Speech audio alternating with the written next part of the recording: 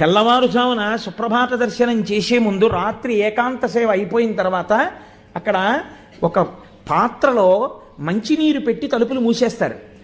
రాత్రి చిత్రముఖ బ్రహ్మగారు వచ్చి స్వామివారి పాదాలు కడుగుతారు. కడిగిన తర్వాత ఆ పాత్రలో నీళ్లు కొన్ని మిగిలిపోతాయి. ఆ మిగిలిపోయిన నీళ్లు సుప్రభాత సేవకు వచ్చిన వాళ్ళకి తీర్థంగా ఇస్తారు. అందుకే ఇప్పటికీ వెంకటాచలంలో సుప్రభాతానికి వెళ్ళిన వాళ్ళకే బ్రహ్మతీర్థం అంటారంటే బ్రహ్మగారు పాదాలు కడగగా మిగిలిన నీళ్ళు ఇస్తారు. అంత గొప్ప స్వామి, అంత గొప్ప వైభవం.